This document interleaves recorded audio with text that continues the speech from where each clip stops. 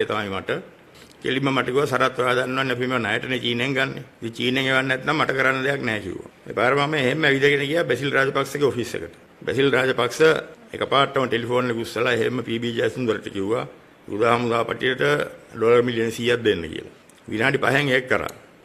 ඒ බැසිල් රාජපක්ෂ එක්ක මම කතා කරගෙන හිටිය වෙලේ පැයක් විතර.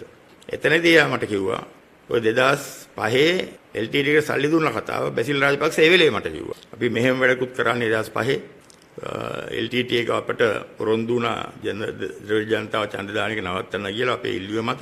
එතකොට කිව්වා මුහුදු කොටින්ට පාවිච්චිය සඳහා ඕඩර් කරපු අර විශාල බෝට්ටු ඩෝරා වගේ ඒවා මැලේසියාවේ තියෙනවා. ඒවට සල්ලි ගෙවන්න තියෙනවා. ඒ සඳහා ඩොලර් මිලියන් 2ක් ඕනේ කියලා. එතකොට ඩොලර් මිලියන් 2ක් ඕනේ කියලා කිව්වා. අපි කිව්වා කිසි ප්‍රශ්නයක් නැහැ. අපි ඒක වහාම බාර දෙන්නම් කියලා. බැසිල් රාජපක්ෂ මට කිව්වේ අසල්වැසි රටකින් ඡන්දයට පාවිච්චි කරන්න ඩොලර් හම්බුණා මිලියන් 2ක්. එතකොට ඒ මුදල මල්ල පිටින්ම ගෙනහිල්ලා කිල්නොච්චියට ගිහිල්ලා ප්‍රභාකරන්ටව දුන්නා කියලා තමයි බැසිල් මට කිව්වේ. කියලා කිව්වා ඒ දෙනකොට එතන හිටියා උඩරට දෙමළ දේශපාලනඥයෙකුත් හිටියා කිව්වා. පහුගිය දවස්වල ටීවී එකේ ගුටි කනවා දැක්කේ තමයි උන්නාන්සේලා. එතකොට ඒ බෝට්ටු වලින් ගහලා තමයි 4 වෙනි ඊළඟ යුද්ධ කාලේ නාවික හමුදාවේ ඩෝර 10ක් ගිලුණා. නාවික හමුදා 150ක් විතර මිනිස්සු මූදේ ජීතක්ෂරපත් වුණා. එතකොට පුතා නේවි එකට දාගත්තට පුතා ගියේ නෑ මූදට. පුතා නේවි කියනනම් කරේ කොළඹ ඉඳලා රගර් ගැහුවා. මෙහි ඉඳන් කාර් රේස් ගියා.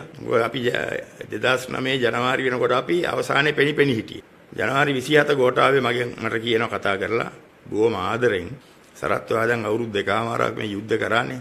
දැන් කොච්චර මාන්සි ඇතිනේ. අර ජගත් ජයසූරිය කියලා මිනිහෙක් ඉන්නේ. ඒ මිනිහට දැන් ওই ඉතුරු ටික කරන්න බාර දීලා ඔයා පොඩි රෙස්ට් එකක් ගන්න කිව්වා. කිව්වා මම මේක බාර දෙන්න බෑ යාට කියලා. ඒ 27 වෙනිදා ජනවාරි. ජනවාරි 28 වෙනිදා මහින්ද රාජපක්ෂ මට කතා කරලා මට නියෝගයක් දෙනවා. 2009 ජනවාරි 31 සහ 2009 පෙබරවාරි 1 වෙනිදා සටන් විරාමයක් දෙන්න. මම බෑ කිව්වම ජනවාරි 28 මට නියෝගයක් දෙනවා මහින්ද රාජපක්ෂ. ජනවාරි 31 සහ ජනවාරි 1 වෙනිදා පෙබරවාරි 1 වෙනිදා සටන් විරාමයක් දෙන්න. ඒකට අපිට නියෝග පිළිපදින්න වුණා. එහෙම තියෙනකොට ජනවාරි 31 රෑ ත්‍රස්තවාදීන් නත්ති කණ්ඩායම් කලපුව හරහා ඇවිල්ලා විශාල ප්‍රහාරයක් අපට එල්ල කරා. මාර්තු මාසේ මැද වෙනකොට ඉවර වෙන්න තිබුණ යුද්ධය මැයි මාසේ මැද වෙනකන් ඇදුණා. අපේ අවිය ආයුධ කෝටි ගාණක අවිය ආයුධ අපට නැති වුණා. ඒ සිද්ධියට සම්පූර්ණව වා කියන්න ඕනේ. ජීවිතවලට වෙච්ච හානියට යුද්ධය දිග්ගැහිලා වෙච්ච අනවශ්‍ය වියදම් වලට සියලු දේට මහින්ද රාජපක්ෂ වා කියන්න ඕනේ. දැන් සිංහයක් වගේ සිංහයා කියලා ඉන්නවා සිංහම අපරවගෙන.